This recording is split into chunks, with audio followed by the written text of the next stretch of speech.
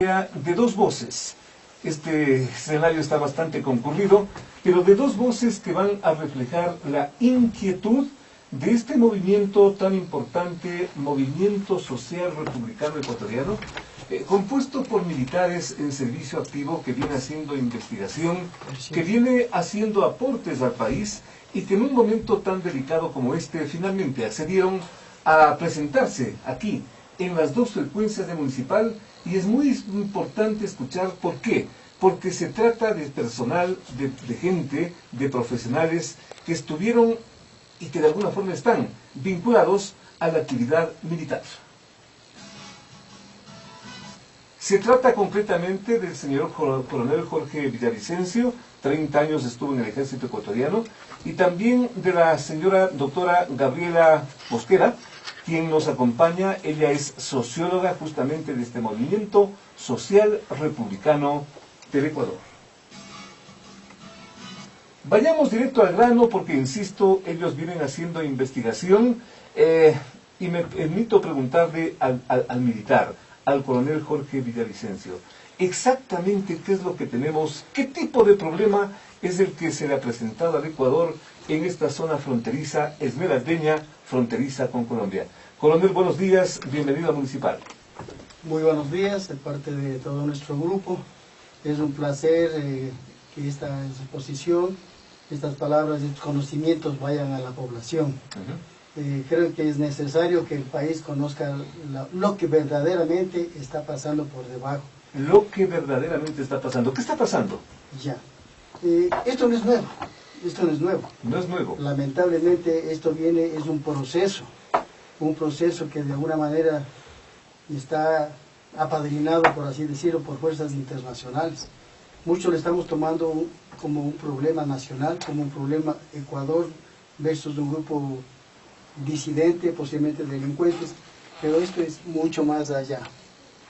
Usted recordará, y lamentablemente tenemos que pasarnos a un poco tiempo atrás, a mucho tiempo atrás, prácticamente Alfaro Vive Carajo es una organización hasta cierto punto delincuencial en sus épocas, en los años 80, en donde iniciaron sus acciones con el objeto de tomarse el poder por las armas. En esos tiempos no pudieron, tal vez el gobierno, quizás uno de los gobiernos más fuertes que supo frenar este tipo de violencia fue el gobierno de Félix Cordero. Eso hizo que ellos cambien su táctica. No es que terminaron sus actividades. Pues, usted recordará que en el gobierno de Borja entregaron las armas. Aparentemente pensábamos, o mucha gente pensó, que se terminaba esa disidencia. Pero no es así. Ha estado minando al país, ha estado minando a las Fuerzas Armadas. Y a propósito, que hace un rato habló de parte militar. Nuestro grupo está mayormente organizado por policías y militares en servicio pasivo. Hay mucha gente civil que también se nos ha pegado, y tengo que reconocerlo y hacer hasta cierto punto una propaganda de nuestra gente. Tenemos mujeres guerreras, como es el caso de Gabriela, y aquí también hay otras mujeres que no quiero decir. Ya vamos a hablar de eso con todo respeto, coronel, pero me inquieta lo que usted nos plantea y nos manifiesta, y un poquito para ganar tiempo también y ubicar al público para no confundirnos y no disgregarnos con las ideas. ¿Qué tiene que hacer o qué tuvo que hacer el ABC en todo este problema que hoy está enfrentando el país? Bien, para no hacer tanta historia, por favor, vamos a la vayamos directo al grano, tenga la bondad. Gobierno. Aprovechemos el tiempo. Sí, señor, el 25 de mayo del año anterior, fecha en que, 24 de mayo, se hizo cargo el gobierno del señor Lenín Moreno.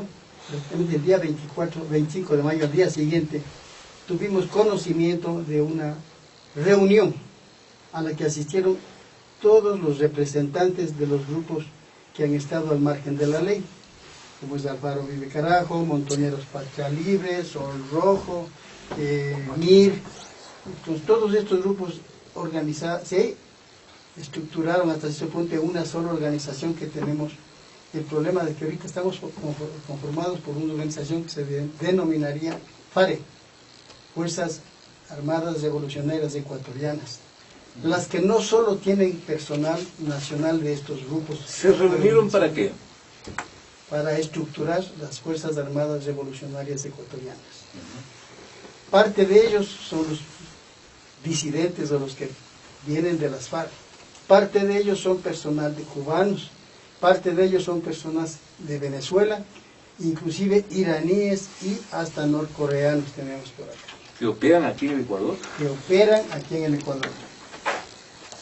Ya que estamos hablando un poco más corto de las cosas, el día que fue el cierre de campaña de la última votaciones para las preguntas que nos hizo el presidente Moreno, se hizo el cierre de campaña en la avenida Amazonas, frente al Hotel Colón. Frente al Hotel Colón formaron los grupos que están reentrenados unos y otros entrenados con gente ecuatoriana y gente extranjera. Tenemos las fotos en donde los dirigentes con un uniforme negro tipo militar y boinas negras formaron en la Amazonas entre la 18 de septiembre y Jorge Washington, en esa parte. Días atrás, se acordará en la campaña del Democracia Sí, unos buses flamantes recorrieron el país con la propaganda de Democracia Sí, en donde está a sus costados que dice Columna Libertad. Usted, por su experiencia y por lo que debe haber escrito, sabe que términos de frente y términos de columna son términos de las guerrillas. Como hay el Frente Norrero, por ejemplo, que es el que funciona en Colombia. El Frente es una organización móvil.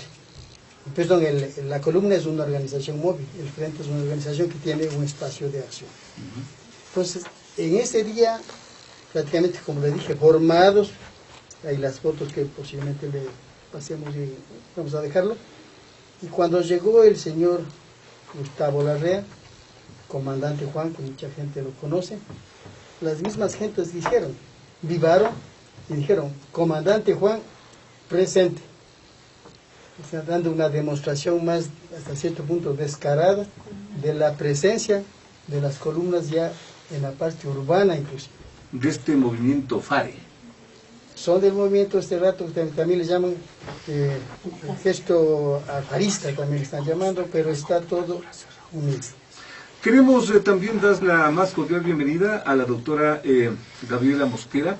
Ella es socióloga, parte, digamos, de la asesoría jurídica de esta organización Movimiento Social Republicano Ecuador. Frente a esta explicación que nos está dando el coronel Villavicencio, ¿estamos ante un problema de qué tipo? ¿Ante un problema sociológico, ante un problema de seguridad, ante un problema policial? ¿Cuál es la visión que usted tiene? Doctora, buenos días, bienvenida. Feliz, muy buenos días. Quiero hacer llegar un saludo muy ecuatoriano, muy cívico, a las personas que nos están escuchando. Es importante saber que espacios democráticos en donde las voces todavía pueden ser plurales, que están tratando de recuperar la pluralidad, abren estos micrófonos para que las personas puedan conocer realidades que están siendo en este momento develadas por acciones de hecho. La pregunta es importante. ¿Es un problema de seguridad nacional? ¿Es un problema político? Exacto. ¿Es un problema sociológico? Okay. Pero finalmente nosotros tenemos que observar que esto inicia como un problema de crimen organizado internacional. Es un tema terrorista y una lucha antiterrorista. Hemos sobrepasado la capacidad que la política permite de análisis del fenómeno que estamos viviendo. No se trata solo de un tema político, se trata de un tema, repito, terrorista, de un tema de narcoestados y fundamentalmente estamos comprometiendo la seguridad y la viabilidad del Estado ecuatoriano. ¿En qué términos? ¿Por qué? En la siguiente, el coronel Villavicencio acaba de contarle a nuestros oyentes que nosotros venimos trabajando 10 años en un proceso de información de todas las personas que forman parte del movimiento social republicano, que en su mayoría son policías, militares del servicio pasivo, muchas personas del servicio activo que están inquietas por lo que pasa al interior de sus instituciones. El resumen es que durante estos 10 años se ha entrado en un proceso de destrucción de las Fuerzas Armadas y de la Policía Nacional empezando por minar su institucionalidad con un único objetivo. Si nosotros observamos los procesos en la región, Bolivia, Argentina, Venezuela, Centroamérica, pero fundamentalmente Brasil, hay un compromiso trabajado, agendado desde el Foro de Sao Paulo. El Foro de Sao Paulo, que se inicia en el año 1990... famoso Foro de Sao Paulo, que en pocas palabras, ¿cómo lo tenemos que resumir? Porque esto se escucha insistentemente, pero con todo respeto, yo me temo que mucha gente no está perfectamente ubicada, muchos oyentes. Correcto. ¿Qué es el famoso Foro de Sao Paulo? Es interesante conocer que la inteligencia de la Marina durante más de 30 años guardó información muy importante de la cual tenían conocimiento los comandos militares, los comandos navales y de la Fuerza Aérea desde hace 30 años. Sabían que el proceso del Foro de Sao Paulo, que desde 1990, en la primera reunión, en donde tan solo asiste Lula da Silva y Chávez, acuerdan con dinero, con financiamiento de Libia, acuerdan generar un proceso de destrucción de las Fuerzas Armadas, los procesos identitarios en Latinoamérica, con el objeto de formar un solo ejército, el que ellos llaman su objeto de ejército bolivariano. Y obviamente esto fue girando después de la incursión de Libia, fue girando después a un financiamiento. Desde el año 93 el financiamiento pasa a ser un compromiso de las FARC. Porque este llamado Foro de Sao Paulo sería un poco el germen, el inicio de todas estas iniciativas, dice usted. Pues en realidad, si uno puede leer a Peña, cuando lee a Peña entiende con absoluta claridad que estos son mecanismos y agendas que se ejecutan en toda la región con el propósito de unificar una región en un solo pensamiento al mando del nuevo orden mundial, bajo el mando del nuevo orden mundial. En términos militares y consecuentemente con este antecedente que nos está planteando nuestra buena amiga, la doctora Gabriela Mosquera, frente a un problema estamos de orden, insisto, político o militar. Tenga la bondad, coronel Villavicencio. Hace días hubo una excelente exposición escrita que manda el señor coronel Marco Hernández Cajiao, en donde pone en realidad la realidad de este tipo de actividad que está haciendo estos grupos hasta ese punto al margen de la ley. Y una de nuestras compañeras tuvo la buena idea y su buena expresión, compartiendo con lo que decía Gabriela. Esto no es política, no es un problema político. No es un problema político. ¿Ya? Por otro lado, y ella pone en estas palabras, no es odio de políticos a las Fuerzas Armadas. No es una ideología la que quieren terminar con el país y las Fuerzas Armadas. Destruir Fuerzas Armadas es una estrategia de guerra sistémica, adicional a destruir los valores de todo el país y en especial de la juventud. Esta guerra no quiere ponernos como los cubanos, como los venezolanos. Parecería que quieren nuestros territorios, tal vez desaparecer. Y este es uno de los objetivos del Foro de Sao Paulo.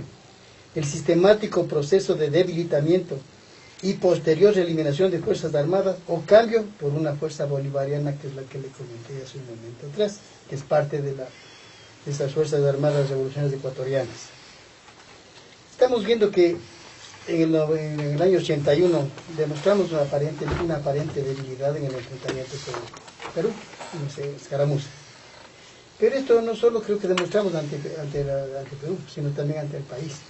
Porque a raíz del 81 es cuando vuelve la nueva campaña, o inician la campaña los de Alfaro de Nicaragua.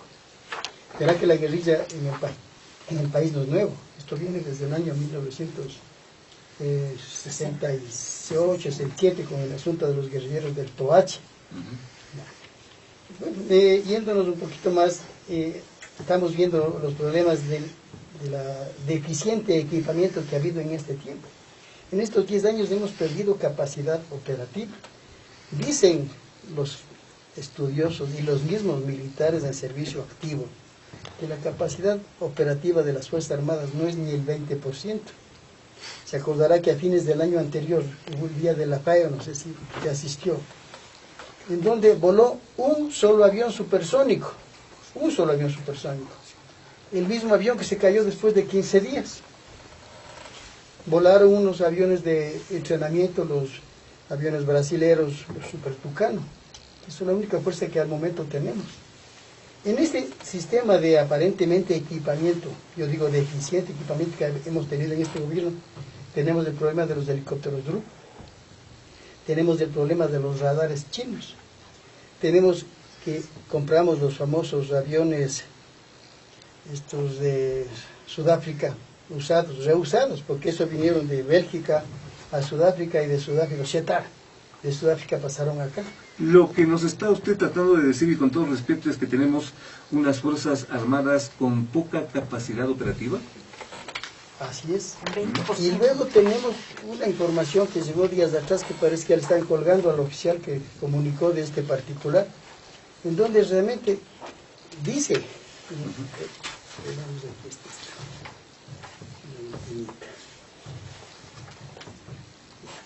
estamos hablando del sector de la 19 NAP, la brigada de selva número 19 NAP, que es la que cubre el sector de Sucumbíos. En este momento tenemos dos áreas calientes, que es la área de Esmeraldas y la área de Sucumbíos. Ya.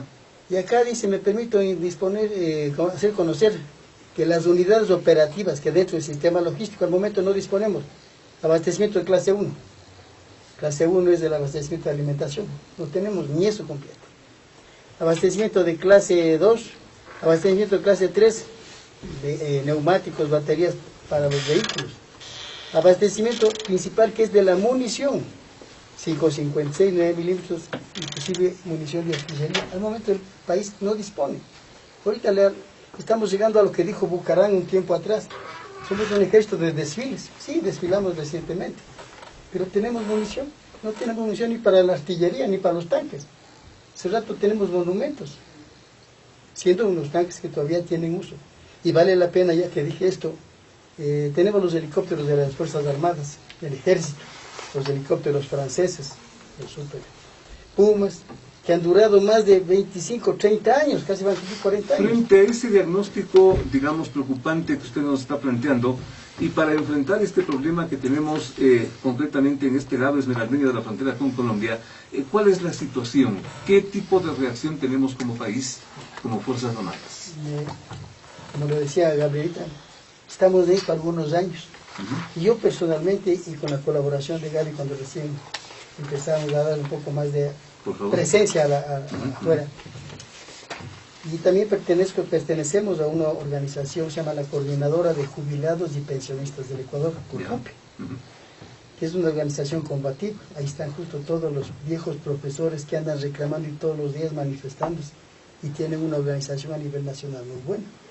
En ese tiempo, yo ya presenté en el año 2005, en una de las manifestaciones que se dio un lunes en el 2005. En el 2005. Se dio que daba los lunes en la Plaza de la Independencia. Y entonces hicieron entrar a los dirigentes de las protestas. Nos entraron profesores, entraron otro tipo de organizaciones. Y yo estaba dentro de los militares. En esos tiempos andaba hasta con casco de la Primera y Segunda Guerra Mundial puesto y de camuflaje. Entré a la presidencia, nos recibió el señor ingeniero Mario de la Torre, que es el coordinador general de Atención Ciudadana. Entonces yo les reclamé, justamente le dije que están descuidando las Fuerzas Armadas en el 2015. Inclusive le dije que los problemas de la paz que quieren firmar las FARC con Colombia, no está terminando la guerra en la frontera norte, como dice este gobierno. Ya el ejército no hace falta, porque firmamos la paz de las FARC con Colombia, ya no hay guerra al norte. Con Perú ya firmaron, ya no hay guerra al sur. Entonces Fuerzas Armadas ya no se necesitan. Lamentablemente, aupados hasta cierto punto con la complicidad de los mandos, han ido desmantelando, completando el desmantelamiento de Fuerzas Armadas. Y le voy a leer, disculpando esta parte. Muy cortito, tenga la bondad. Sí.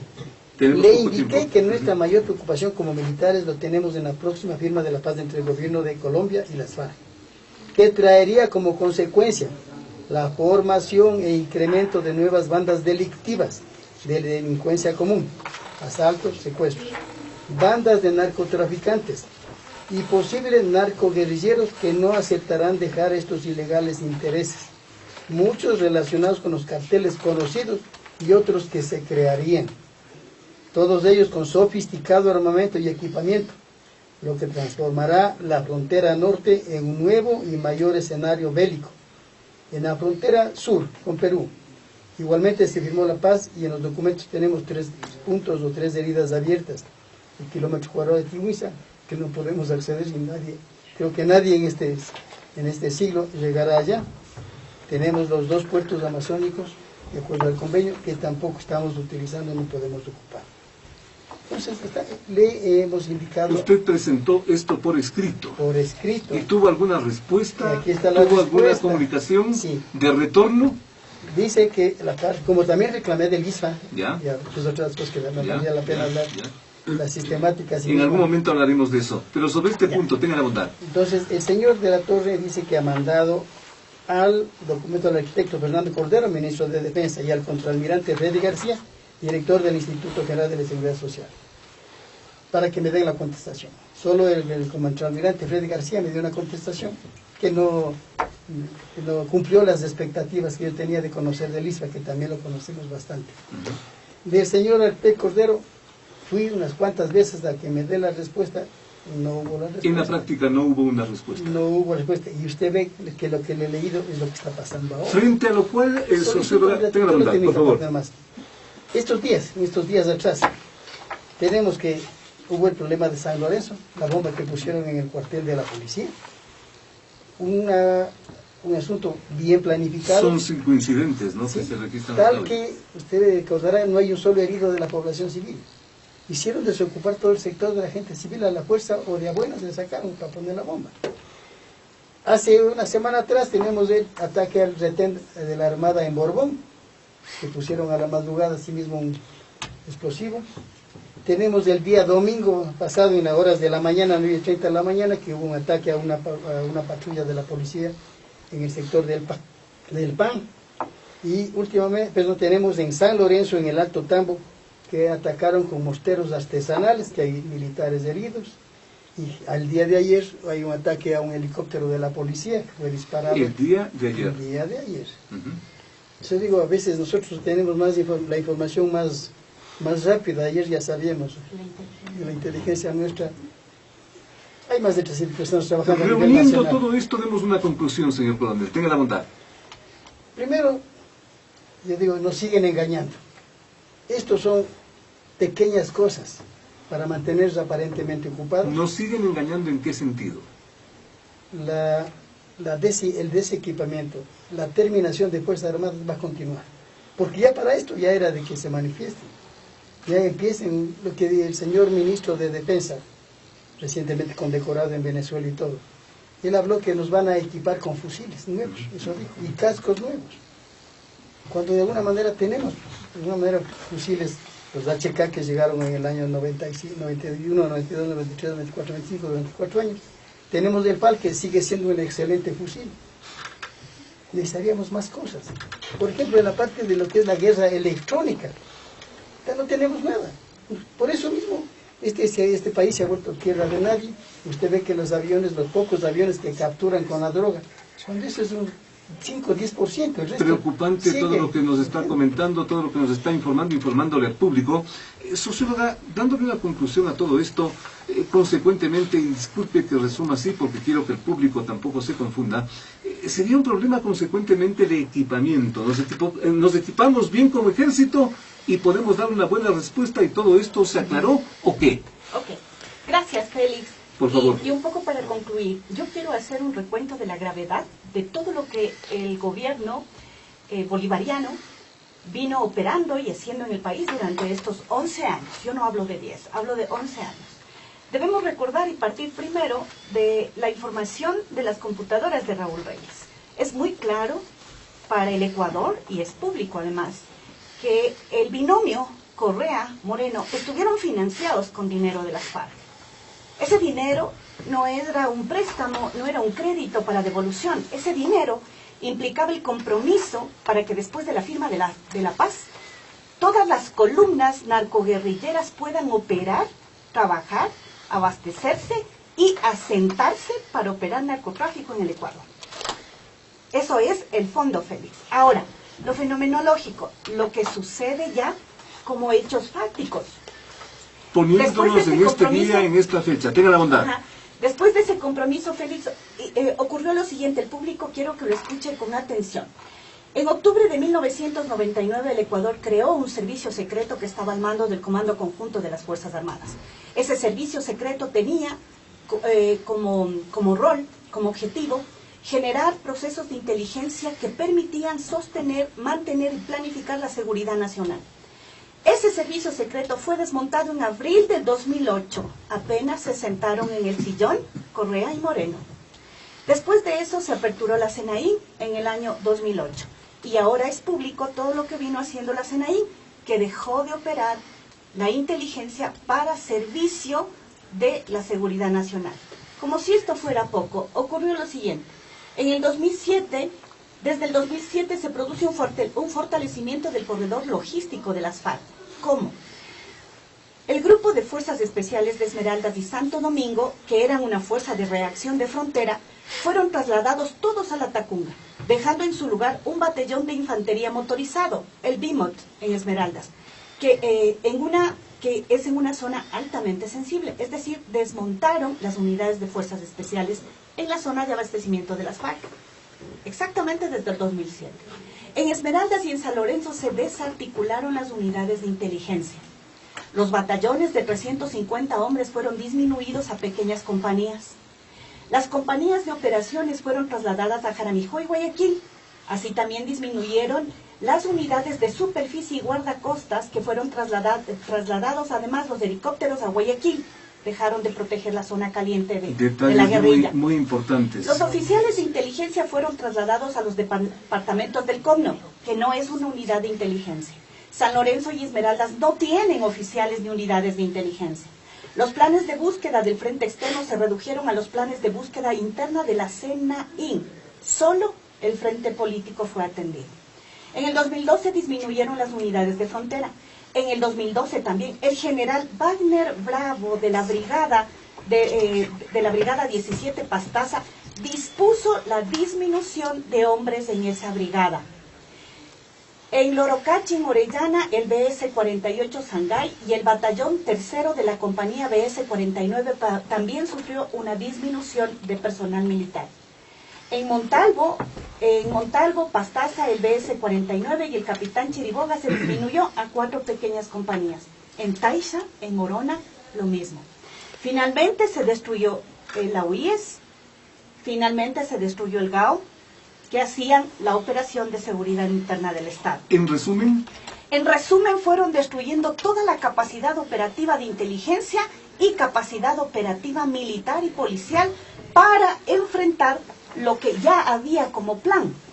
Es decir, tenían que disminuir nuestras fuerzas cívicas, militares y policiales para que pueda operar el narcotráfico en el Ecuador y la guerrilla colombiana pueda sentarse para su operación. Ese es el resumen de la frontera norte, Félix.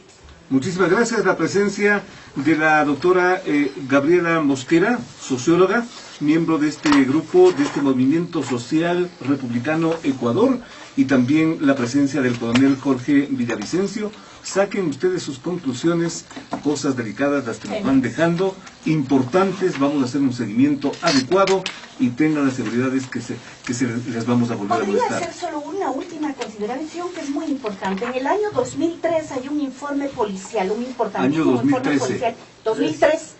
Desde el año 2003 se pidió colaboración al FBI y a Interpol para que puedan determinar todas las personas involucradas en el proceso del Foro de Sao Paulo. Volvemos con más aquí, en las 2 frecuencias de Municipal. Muy chiquito, ¿verdad? Para terminar, con la firma de la paz entre las FARC y Colombia, no es que se terminó las FARC. Las FARC tenían, y las organizaciones regulares, más de 40.000 hombres. Y no han entregado armas más allá de unos 7.000 hombres. Eso significa que hay hombres y armas que continúan su guerra. Y es más, conocemos que prácticamente 2 grandes grupos de guerrilla están dentro de nuestro territorio sucumbido. Entonces, las FARC ya están actuando, y han estado actuando desde hace más de 10 años. En el año 90 yo estaba en la Guardia, y ya las FARC tenían ya presencia dentro de nuestro territorio. Saque usted sus mejores conclusiones. Muchísimas gracias a nuestros invitados. Preocupante lo que nos van dejando. Vamos a hacer un seguimiento debido, periodístico a todo esto. Volvemos con más aquí, en las 2 frecuencias de Municipal.